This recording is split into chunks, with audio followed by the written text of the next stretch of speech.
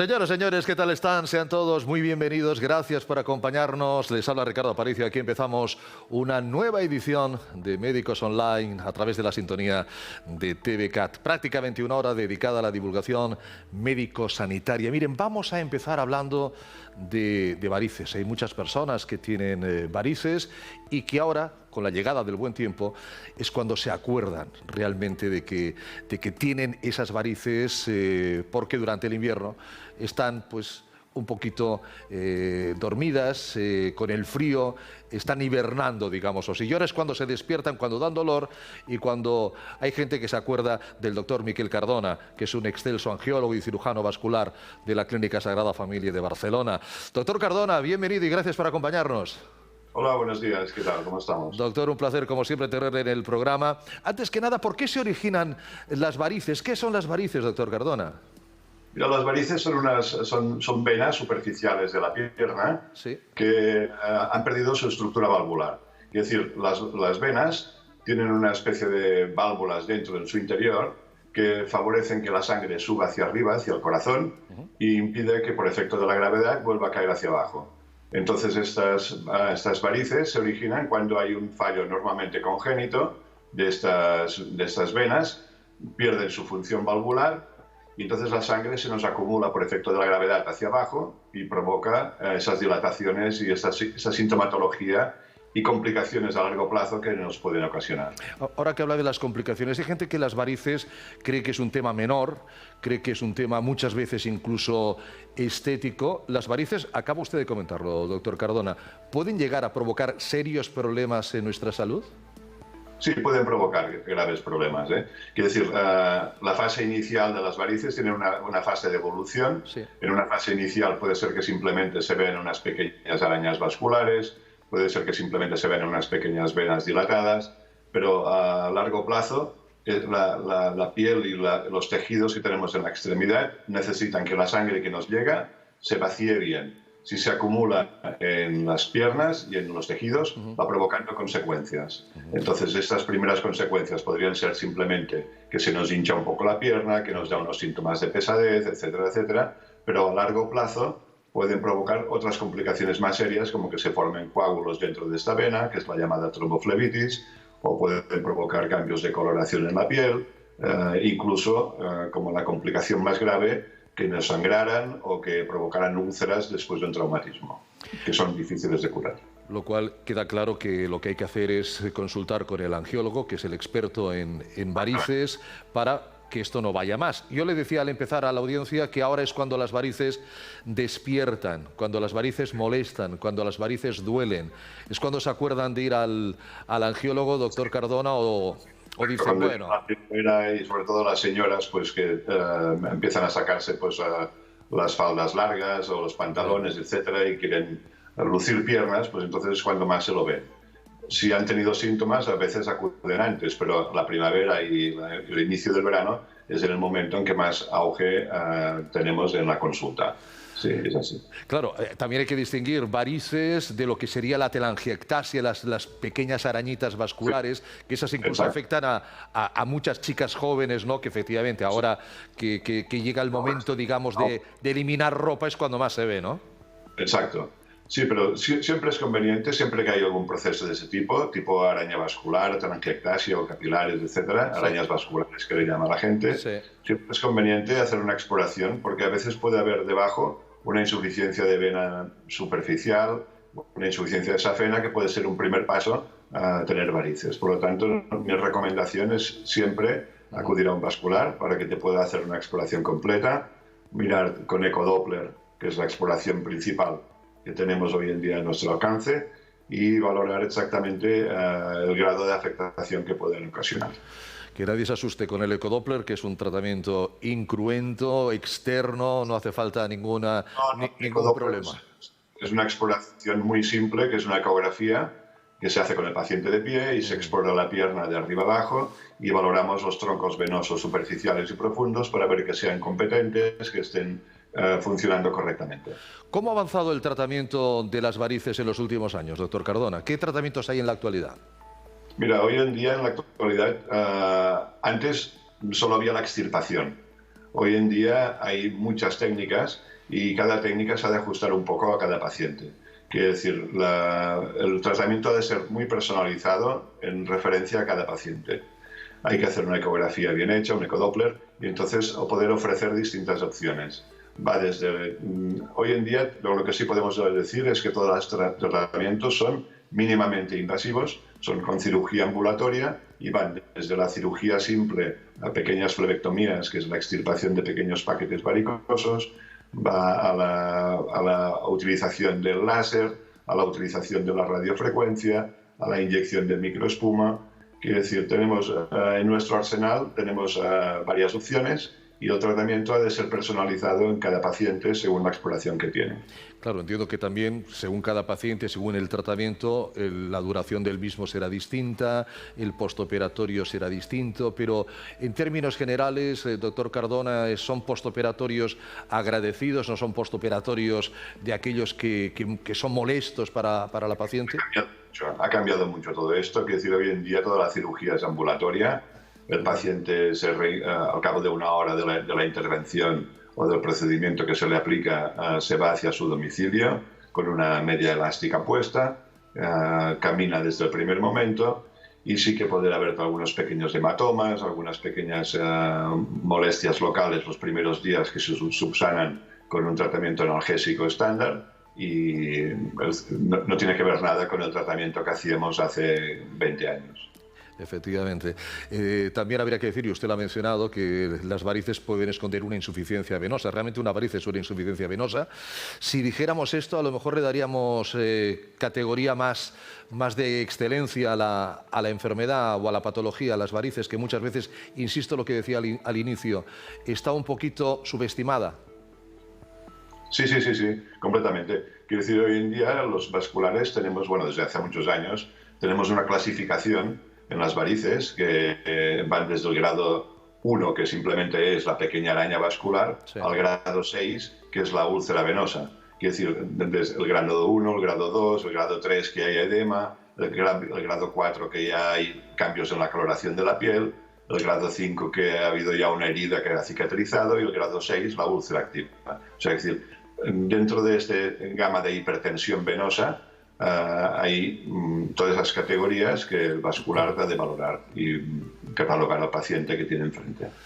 Seguro que a los espectadores no les habrá saltado ni se habrán olvidado que usted ha comentado lo de las trombosis, lo de las tromboflebitis, los trombos que se pueden provocar en varices ya en estadios más avanzados. Claro, está en la época en la que estamos, con las vacunaciones, con la COVID, con lo que se oye, con lo que se dice, con lo que se habla. Una persona con variz debe de vacunarse también de COVID-19. ¿Es un factor de riesgo? Cuéntenos. En absoluto. No tiene que ver nada las trombosis que se originan que se han mencionado en casos rarísimos en algún tipo de vacunas. Sí. No tiene que ver absolutamente nada con el tipo de varices ni trombosis venosas superficiales que tengamos en las extremidades. Que es otra patología y otro origen, completamente distinto. El tema de las tromboflebitis superficiales, que son lo que provocan las varices, es una enfermedad aguda que se resuelve, pero que hay que intentar evitarla. Ya sería otra cosa al hablar de trombosis venosas profundas, pero esto no tiene que ver nada con las varices y en principio no es el tema que nos ocupa hoy. Hoy nos ha ocupado efectivamente las varices en términos generales. Ojalá tengamos ocasión de ir profundizando en los muchos aspectos y muchos temas de nuestra salud que aborda la angiología y la cirugía vascular. Doctor Cardona, Miquel Cardona, angiólogo, cirujano vascular, Clínica Sagrada Familia, gracias, ha sido un placer, cuídese mucho. Muy bien, igualmente. Gracias a usted. Hasta pronto. Nosotros continuamos aquí, continuamos con más argumentos en Médicos Online.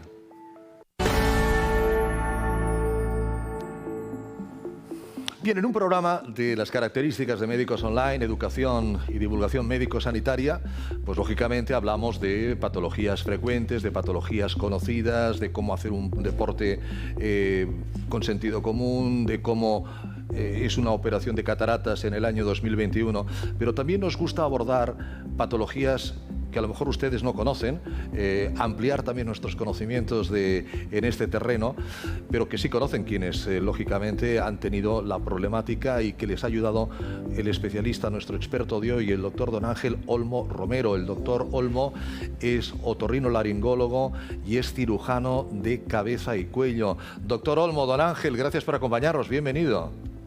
Gracias a vosotros, encantado de estar con vosotros. El tema que vamos a abordar en los próximos minutos no es un tema frecuente como es la utilización de la fibrina rica en plaquetas y leucocitos. Yo he de preguntarle, lógicamente, ¿qué es exactamente la fibrina rica en plaquetas y leucocitos y cómo se obtiene, doctor Olmo?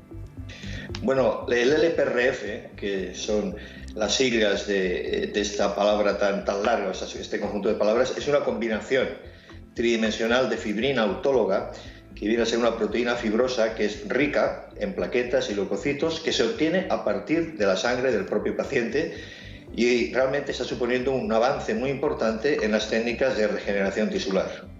Claro, yo he oído hablar muchas veces, y hemos hablado aquí, de los PRPs, del plasma rico en plaquetas, sobre todo para temas de articulaciones. ¿Tiene alguna semejanza, doctor Olmo, lo uno con lo otro? Tiene semblanzas muy importantes con este material que comentas, que es el PRP, el plasma rico en plaquetas, que se viene utilizando ya hace algunos años, más de una década, en traumatología y en cirugía ortopédica. Tiene como el PRP, pues rico en plaquetas, que son esas células que participan en la coagulación, pero además posee un gran número de sustancias llamadas factores de crecimiento que promueven la migración y la división celular. Yo diría que la característica más importante del LPRF y que lo diferencia del PRP es su arquitectura. Es una arquitectura fuerte de fibrina que permite su uso como una auténtica membrana o tejido. Por lo tanto, disponemos, extrayendo del propio paciente, de su sangre, de una matriz muy fuerte que nos ayuda en todos los procesos en los que la cicatrización y la regeneración tisular es importante. Lo está mencionando, la cicatrización, la regeneración. Claro, es una herramienta que tienen ustedes los otorrinos, los cirujanos de cabeza y cuello, pero exactamente en qué patologías, en qué enfermedades, en qué momento es donde el doctor Olmo va y acude a esta fibrina rica en plaquetas. Desde hace muchos años estamos llevando a cabo cirugía para reconstruir diferentes alteraciones del oído, fundamentalmente el oído medio, perforaciones timpánicas, alteraciones de la cadena de huesecillos, y realmente la utilización del LPRF, llevamos ahora unos 5 años de experiencia y está suponiendo un cambio, un punto de inflexión en la evolución del tratamiento de ese tipo de patología. Pacientes operados de perforaciones timpánicas amplias en diversas ocasiones con técnicas ya clásicas y que han supuesto un fracaso, tenemos experiencia actualmente de utilizar el LPRF con un éxito tanto anatómico como funcional. Estos procesos de perforaciones timpánicas y de alteraciones de huesecillos, de la cadena de huesecillos, el martillo, el yunque y el estribo, que suponen pérdidas de audición importantes, son consecuencia de infecciones de repetición, de perforaciones traumáticas e incluso de procesos tumorales. La aplicación del LPRF, la inclusión del LPRF en las técnicas modernas de microcirugía son un avance. Supone un avance porque los resultados audiológicos, funcionales y anatómicos son mucho mejores. Cirugía regenerativa significa que estamos regenerando, significa que podemos ganar audición en personas que a lo mejor hace unos años no hubieran tenido esa posibilidad de recuperar la audición perdida. Pues estamos viendo que sí. Las perforaciones timpánicas, las alteraciones de huesecillos que suponen todo ese tipo de procesos, al aplicar el LPRF, no solamente vemos que regenera más rápidamente el tejido, sino que los resultados funcionales auditivos son mejores. Y yo creo que estamos en los inicios de la aplicación de las técnicas regenerativas en la cirugía del oído medio. En el futuro, ojalá, y en eso estamos también trabajando, la aplicación de células madre supone una esperanza para conseguir mejoras incluso en el oído interno, aunque esto ahora está en estudio, pero sí que tenemos puesto ahí el ojo de la esperanza para que en el futuro podamos solucionar problemas auditivos que en este momento no tienen tratamiento. Ojalá, estoy seguro que sí, que la medicina avanzando, sin duda alguna. Yo recuerdo también los acúfenos, ¿no? Para los que no había ninguna solución, se está empezando a solventar esos problemas de los ruidos continuos en el interior del oído. ¿Es simple, es sencilla, evidentemente para los que saben esta cirugía? ¿En qué consiste, doctor Olmo? La dificultad de la técnica quirúrgica yo diría que es la misma. Tienes que tener experiencia en microcirugía otológica, que es una cirugía, pues como dice su palabra, microscópica. Tienes que tener conocimiento anatómico de las estructuras del oído medio, en este caso. Y la técnica, por lo tanto, a nivel de dificultad es la misma. Lo único que añadimos es el LPRF. Es una membrana que podemos añadir sobre las estructuras que estamos interviniendo y que lo que va a lograr es esa expulsión de factores de crecimiento que van a favorecer la regeneración del tejido. Además, conseguimos también una consistencia mayor de todo el campo quirúrgico. La verdad es que la evolución es mucho más satisfactoria. El paciente se recupera mucho antes de su proceso posquirúrgico. La incorporación a la actividad también personal, laboral, es mucho más rápida y, como he dicho antes, los resultados anatómicos y funcionales, es decir, auditivos, son mejores. Aquí siempre nos gusta hablar de buena calidad de vida, doctor Olmo. Siempre decimos, hombre, la vista es un sentido absolutamente fundamental, pero una buena audición, o dicho de otra manera, una mala audición, te echa por tierra mucha calidad de vida, ¿eh? Por supuesto, yo creo que echamos en falta aquellas cosas que habitualmente tenemos cuando nos faltan. Correcto. Efectivamente, ¿no? Y posiblemente una persona que pierde la visión, pues para él la audición es fundamental, y una persona que pierde la audición, pues la visión adquiere una importancia sin igual. Yo no sabría decir qué sentido es el más importante. Todos son importantes. Todos. Ahora, la audición es un sentido fundamental para nuestra relación y para un bienestar en nuestra vida diaria, sin lugar a dudas. En términos incluso sociales, ¿no? Cuánta gente se queda absolutamente aislada en esas mesas larguísimas, que no sé quién, ergonómicamente quién las creó, ¿no? Que tienes a la persona de delante a 3 metros y no oyes absolutamente nada, y hay gente que también le da un reparo continuamente preguntando, perdón, no te he oído, ¿me puedes repetir? Doctor Olmo, después de esa cirugía, ¿qué hay que hacer? ¿Cómo es el postoperatorio? ¿Hay que hacer algún tipo de cura? ¿Hay que hacer algún tipo de recuperación? ¿Algún tipo de control? ¿Cómo va el tema? La recuperación es muy rápida y los controles postquirúrgicos, tanto si se utiliza el EPRF como si no se utiliza el EPRF, son muy similares. Lo único que la recuperación y la cicatrización es mucho más rápida. Estamos viendo regeneraciones timpánicas en muy pocos días, cuanto antes tenías que estar esperando semanas para comprobar la evolución. Y repito que la recuperación también funcional y auditiva nos está llamando la atención por los resultados tan satisfactorios que se obtienen. Le voy a hacer una última pregunta y le pido prácticamente ítems. Ese espectador que le está viendo ahora y dice, lo que está contando el doctor Olmo, que me parece muy interesante, ¿eso es para mí? ¿Exactamente para quién? Recordemos, en plan patologías muy concretas está indicada esta técnica, por favor. En este momento estaría indicada fundamentalmente en el tema concreto que estamos hablando, en aquellas perforaciones timpánicas, en aquellos agujeros del tímpano que parece que no hay manera de solucionar, que han sido fruto en ocasiones de infecciones de repetición o también de procesos traumáticos. Hay un subgrupo importante de esos pacientes que son niños que arrastran perforaciones timpánicas y que cuando alcanzan la edad de la preadolescencia podemos someterlos a esta intervención quirúrgica. Son perforaciones timpánicas en ocasiones prácticamente totales. Por lo tanto, son niños que tienen, aparte de su problema auditivo, problemas a la hora de bañarse, porque la exposición al agua supone infecciones de repetición, y el poder conseguir regenerar la membrana timpánica, tener un tímpano nuevo, implica recuperar audición, implica también recuperar calidad de vida al poder tener una actividad acuática normal. Por lo tanto, concretamente yo enfocaría sobre todo a aquellas personas, niños y adultos, que tengan perforaciones timpánicas crónicas. Pues doctor Olmo, don Ángel, ha sido un placer tenerle con nosotros. Muchísimas gracias. El placer es mutuo, gracias a vosotros. Hasta pronto, gracias doctor. Nosotros continuamos aquí en Médicos Online, no se vayan.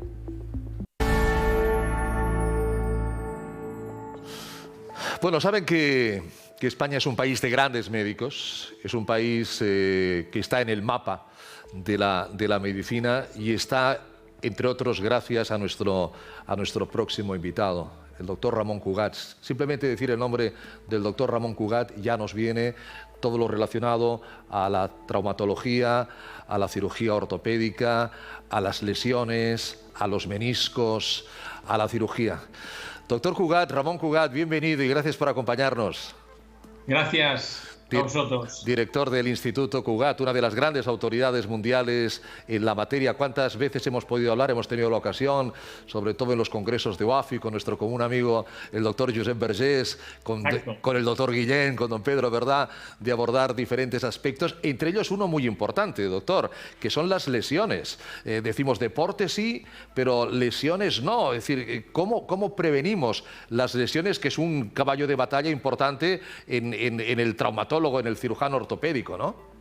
Efectivamente. Normalmente lo que decimos es que en una frase se resume todo. Sí. Estaré en forma para hacer deporte, pero no haré deporte para estar en forma. Yo creo que con esto queda todo muy resumido. O sea, nosotros si queremos hacer un deporte cualquiera, previamente estaremos preparándonos tanto en tonificación muscular, en mirar de controlar bien nuestros estiramientos, porque sabemos que, por ejemplo, en la rodilla hay muchas lesiones, pero la rodilla tiene dos mecanismos de sostén. Uno que es el estático, que son la cápsula, meniscos, ligamentos, etc. Y luego otro que es el dinámico. Sobre el estático no podemos crear ninguna influencia nosotros como médicos o rehabilitadores, pero sobre la parte dinámica pues sí, porque podemos poner nuestra masa muscular en forma, trabajando tanto en potenciación como en estiramiento, control de los elementos flexores, control de los extensores, un equilibrio entre ambos, etcétera, etcétera. Y esta es una de las formas que tenemos hoy en día para realmente evitar lesiones. No quiere decir que las evitemos todas, pero baja el ritmo totalmente. Es lo mismo que hace pues unos años la FIFA ordenó que se jugase con espinilleras. ¿Qué ha pasado? Que se han evitado muchas fracturas de tibia hoy en día. Antes se realizaban muchas más había de fracturas de tibia, sobre todo en nuestro fútbol, pero en general diríamos. Y hoy, ¿qué ha pasado con esto? Pues que ha bajado. Y muchas de las fracturas que antes eran abiertas, pues hoy pueden pasar a fracturas cerradas, que diríamos que es de un impacto menor. Y todo esto pues conlleva a que realmente tengamos esta prevención de lesiones. Recuerden bien esa frase, he de estar en forma para hacer deporte, no voy a hacer deporte para estar en forma. No sé. Lo digo esto, doctor Cugat, porque sabe usted que ahora con el buen tiempo, pues mucha gente va a empezar después de los confinamientos, después de haber estado sin hacer deporte, gimnasios cerrados, venga, vamos a empezar a correr, venga, vamos a empezar a montarnos en bicicleta y hacer partidos de solteros contra casados. Esto absolutamente sería un despropósito, ¿no? Hay que pensar que después de la pandemia nuestra forma ya no está igual que cuando empezamos la pandemia, lo cual quiere decir que si queremos hacer deporte tenemos que empezar a prepararnos en la base, tal como estábamos al principio, no estaremos ahora. Hay que empezar siempre por debajo y ya subiremos al nivel que estábamos, pero para esto hay que darle un tiempo a nuestro organismo. Claro, porque ahí hay un gran desconocido que es el músculo, que cuando el músculo no se ejercita se pierde masa muscular y recuperar esa masa muscular no es de un día para otro.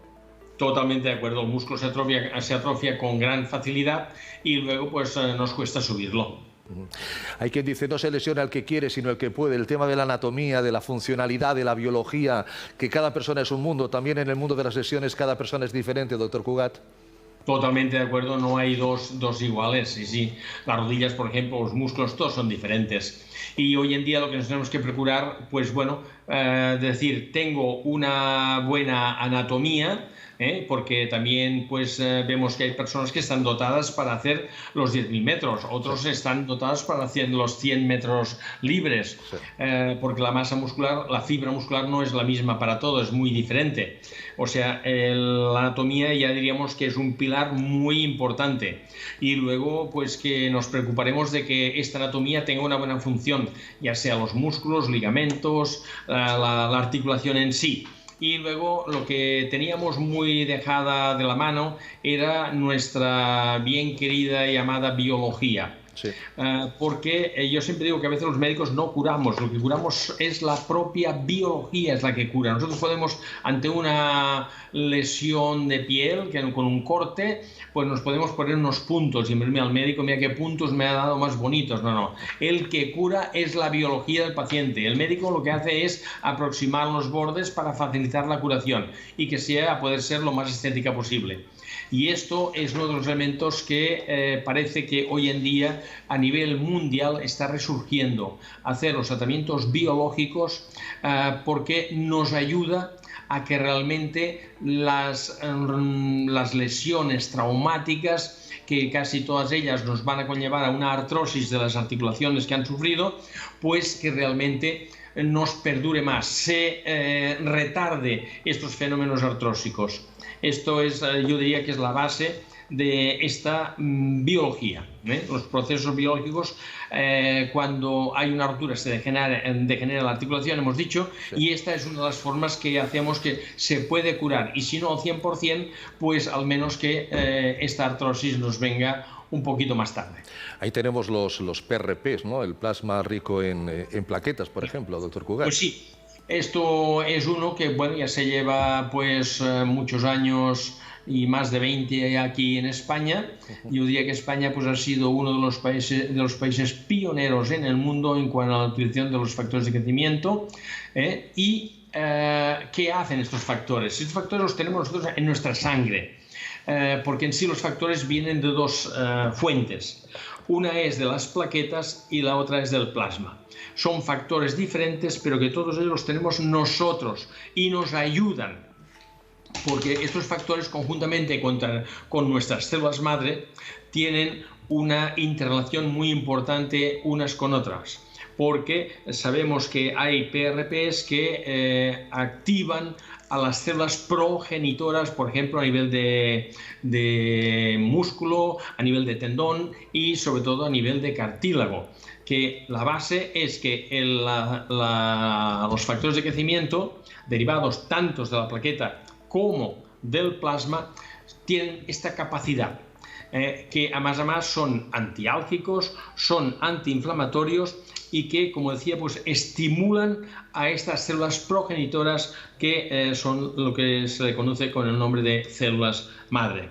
Las células madre también es otro capítulo muy importante, quizá diríamos que es algo más desconocido que los PRP, y quizá un poquito más complejo el utilizarlos. Normalmente en España se dejaba hacer los concentrados de estas células que han habido o hay en la médula ósea, puede haber en sangre y también en la grasa.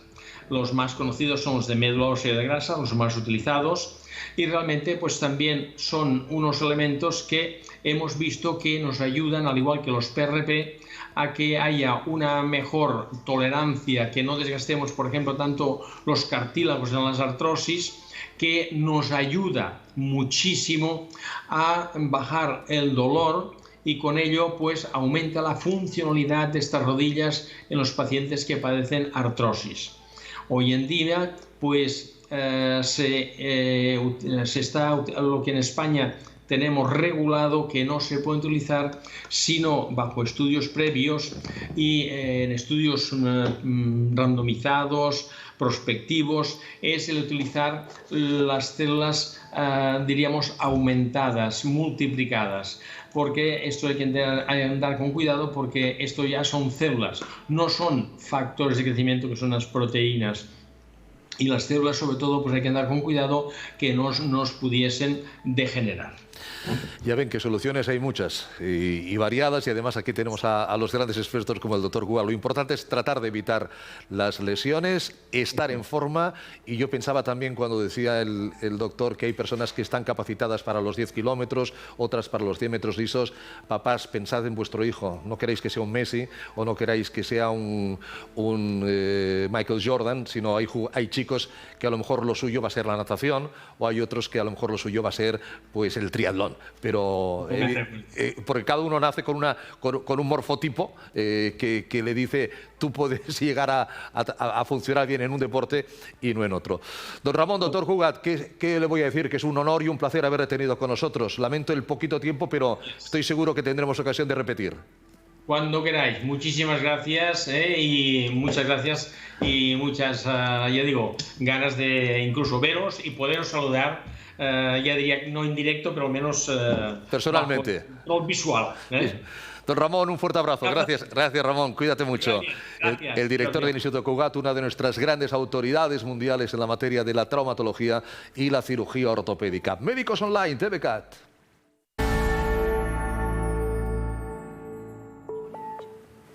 Más argumentos en Médicos Online. El tema de las adicciones, que es un tema que ocupa, que preocupa, el problema del alcoholismo, el problema de las sustancias, la cocaína, la marihuana.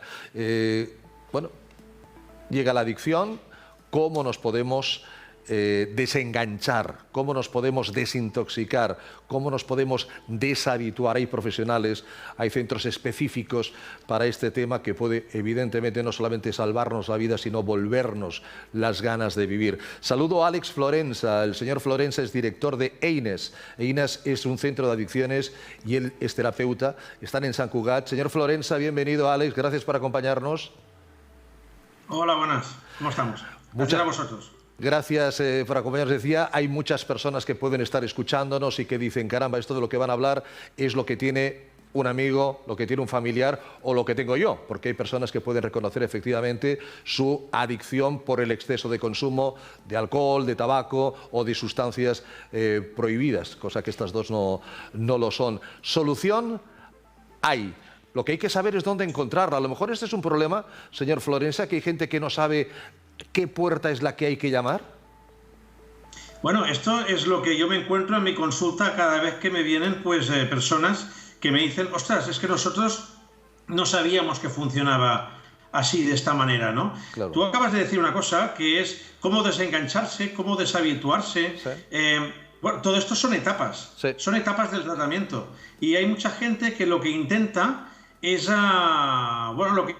buscar solo una de las etapas, ¿no? Y para rehabilitarse, para poder tener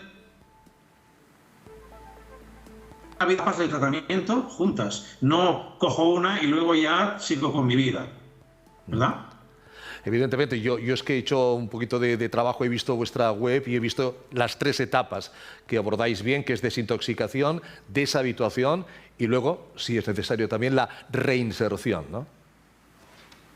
Correcto, son etapas y son muy importantes todas ellas. Sí. Tanto la primera, que es para desintoxicarse y para que el cuerpo pueda vivir sin tóxico, como la última, que es reinsertarse en la sociedad sin tóxico, con otros estímulos, con las conductas cambiadas y vivir con otro tipo de referentes. Claro, vuelvo al principio. ¿A qué puerta hay que llamar? Y usted dice, señor Florensa, Alex, que esto es lo que muchas personas cuando van a su centro le comentan. Caramba, no sabíamos que esto iba así. Yo entiendo que en la atención primaria estos temas pues son muy complejos de abordar por el poco tiempo, de poder evacuar hacia un centro correcto. ¿Cómo es? Dicen, no sabía que esto fuera así. ¿Cómo es, señor Florensa, un centro? ¿Cómo es un programa de deshabituación que veo que ustedes tienen tanto a nivel grupal como también individual? Sí, pero el que funciona, digamos, siempre es el grupal. La terapia de grupo es la terapia de elección en la rehabilitación de personas drogodependientes. Eso es muy importante que se entienda así. Entonces, claro, para dejar de consumir lo que es importante es buscar centros donde se dediquen exactamente a eso. Está el psicólogo, en el cual podemos ir porque tengo un problema, pero no es un experto en adicciones, y luego está el terapeuta o el psicoterapeuta, que es un experto en la materia. ¿Por qué? Porque normalmente, en mi caso, por ejemplo, yo soy un drogadicto rehabilitado de hace muchos años atrás, que una vez que yo me rehabilito, me voy a la universidad y me formo en experto en drogodependencias por un lado y en psicología clínica, experto en trastornos mentales por otro lado. Eso significa que yo soy un experto en la materia, entonces cuando me viene el paciente, yo sé exactamente lo que se tiene que hacer, ¿no? Si no eres un experto en adicciones, pues no bien no sabes lo que hacer. Entonces, pues utilizas unas terapias de psicología convencionales.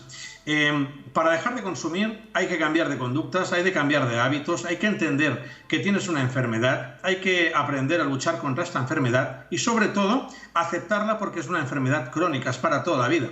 A partir de aquí lo que tienes que hacer es crear una conciencia de enfermedad, ¿no? Es una enfermedad, está clarísimo, pero esa gran frase, Alex, lo dejo cuando quiero. Yo no, a mí no me domina el alcohol, a mí no me domina la cocaína, a mí no me domina el porro, no. Yo cuando quiera lo dejo. ¿Cuántas veces lo habrá oído usted esto? Millones. Yo lo decía. Y es la teoría, no la práctica. Claro, es que la teoría siempre es muy fácil, pero la práctica es dificilísimo. Tienes que pensar que un tratamiento de rehabilitación de una persona drogodependiente llega a durar hasta unos de 3 años y medio a 4 años, 2/5. Hay un modelo, que es el modelo Minnesota, sí, que es el que utilizamos nosotros, que hoy en día es el que se está utilizando casi. En Cataluña es el que se utiliza más, sí, ¿vale? Y es 2/5, de 2 a 5 años. ¿Eso qué significa? Más o menos la gente se rehabilita con 3 años y medio y no siempre es de la misma intensidad, pero es el tratamiento que te ayuda con éxito a tener una vida completamente diferente, pero es un proceso muy largo y complicado.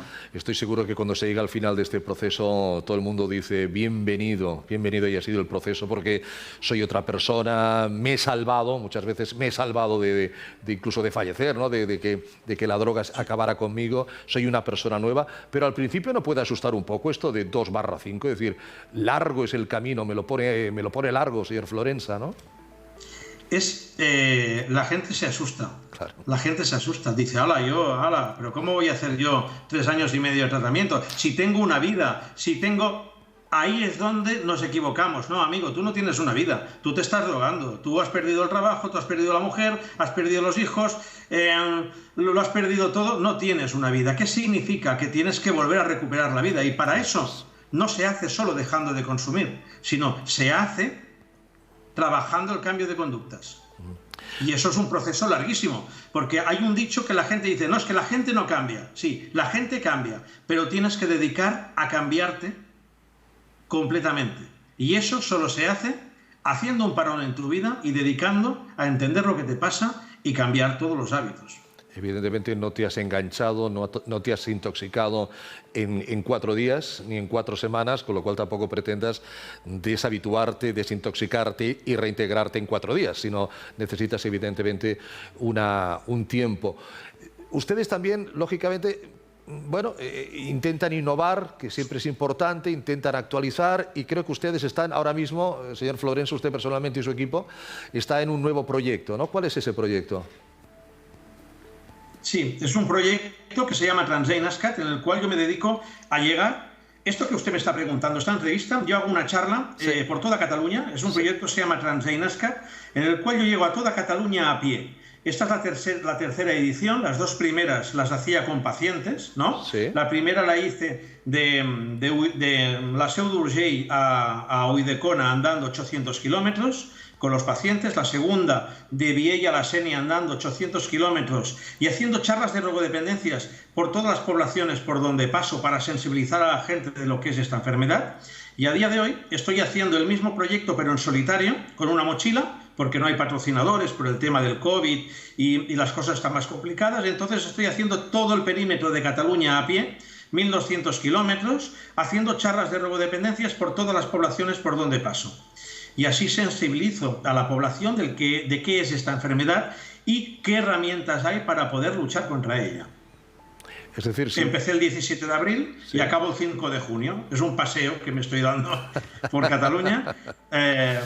Y la verdad que es muy enriquecedor, tanto porque intento ayudar a la gente al máximo nivel y de una manera que creo yo que es la mejor, porque a mí me dijeron que para rehabilitarse uno tenía que ser humilde. Pues qué manera más humilde de llegar a pie a los sitios y de explicar pues cuál es esta problemática y cuáles son las herramientas para salir. Y si Mahoma no va a la montaña, montaña va a Mahoma. O sea, es un poco decir a qué puerta llamo. No, pues aquí estoy yo, aquí está la puerta, y decir, yo también he tenido problemas, he podido salir, tú también puedes salir. Si yo pude hacerlo, cualquiera puede hacerlo. Es uno de los argumentos que imagino que Alex debe de plantear a su audiencia. Sí, yo no soy ningún figura, ningún tío paranormal, solo soy una persona que me dejé llevar en un momento dado, en el cual lo necesitaba, y gracias a eso, a día de hoy, tengo una vida. Pues Alex, gracias a ti, gracias a usted por aceptar esta invitación, esta entrevista, que por mi parte sería muchísimo más larga, se lo garantizo, porque hay argumento para que sea mucho más larga. Volvemos a encontrarnos, Alex, gracias, cuídese mucho, que vaya muy bien el resto de viaje que le queda. Muchas gracias. Hasta pronto. Nosotros aquí continuamos en Médicos Online, en TVCAT, Médicos Online.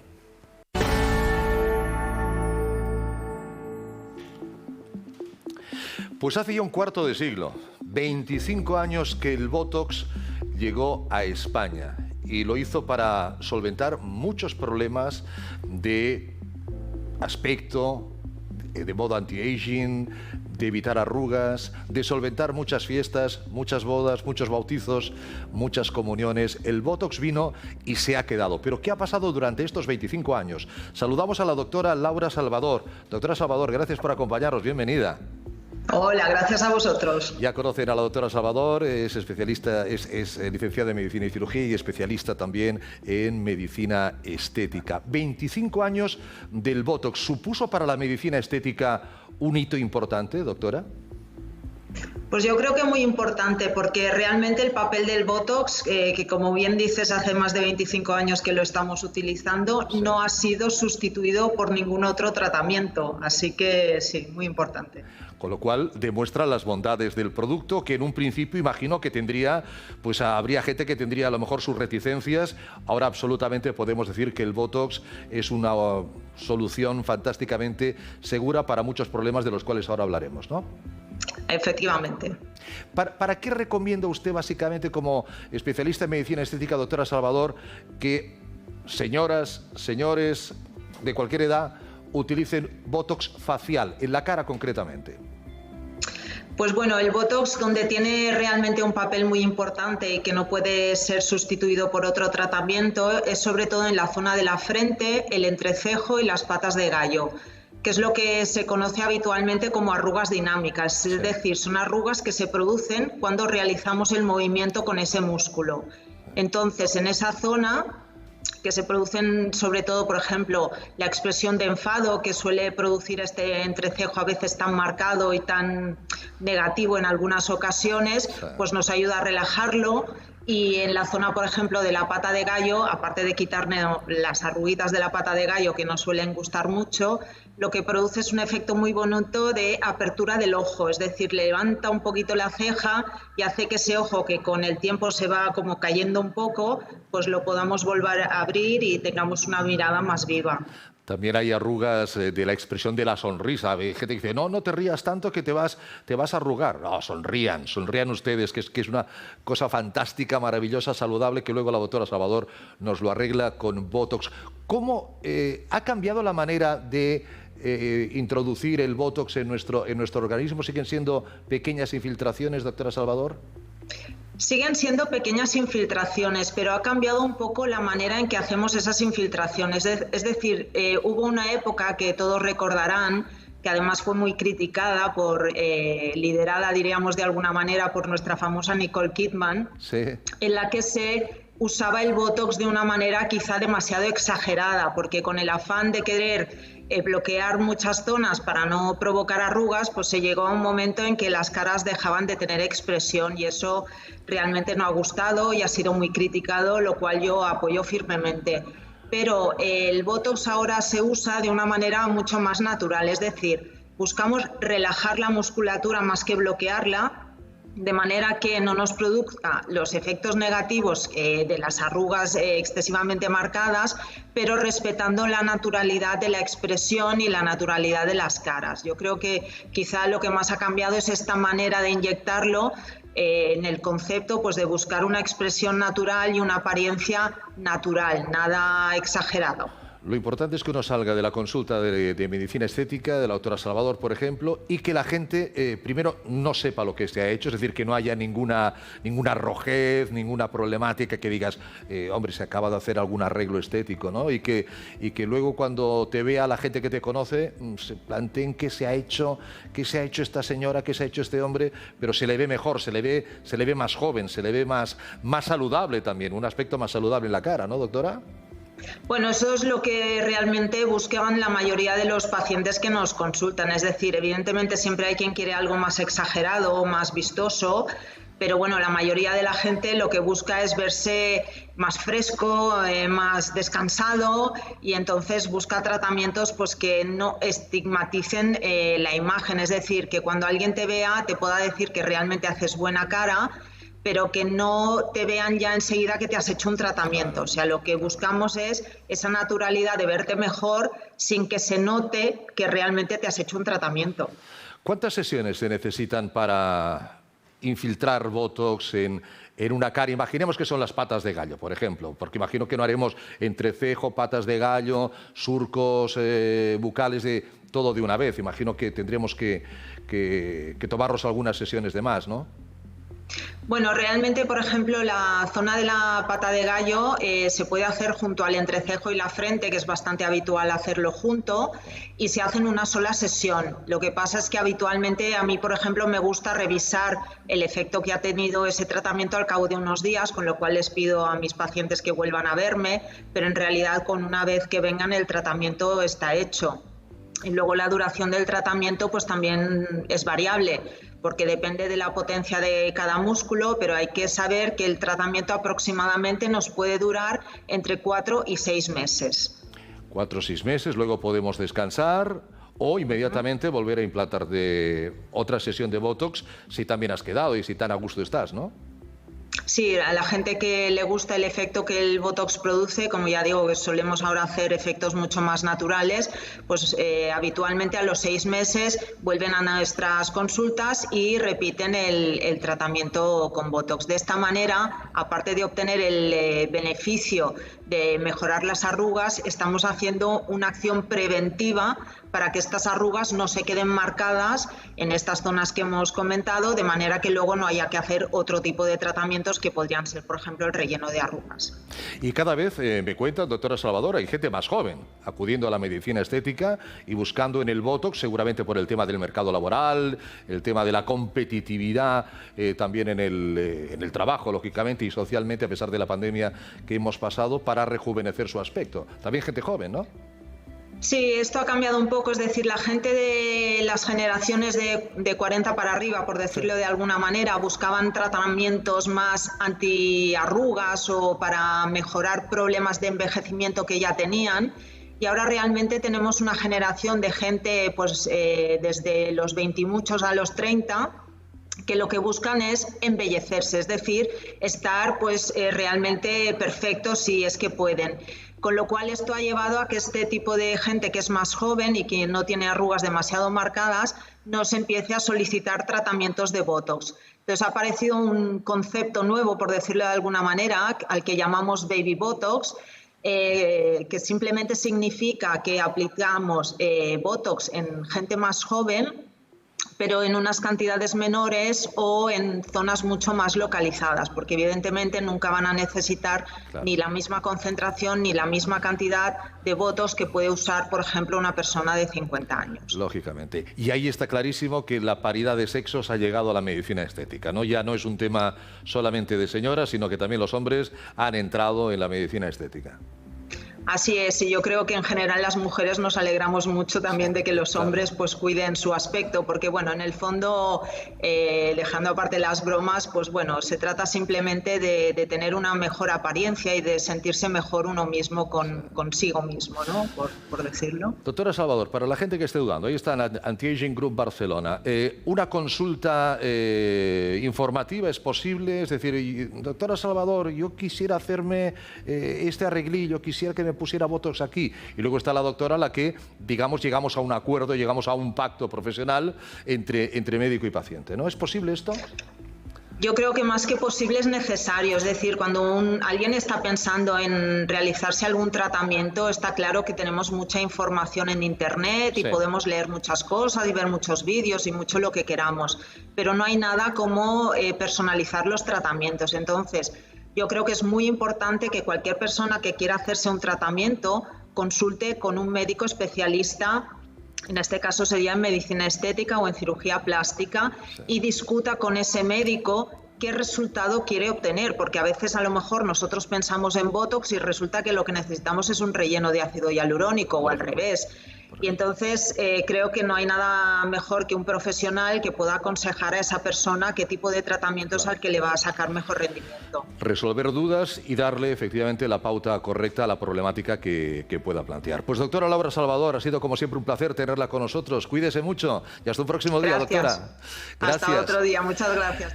El Botox, un cuarto de siglo ya, o algo más de un cuarto de siglo ya con nosotros. Con este Botox facial, con la doctora Salvador, despedimos hoy esta edición de Médicos Online. Como siempre, gracias por estar con nosotros. Hasta el próximo programa. Cuídense.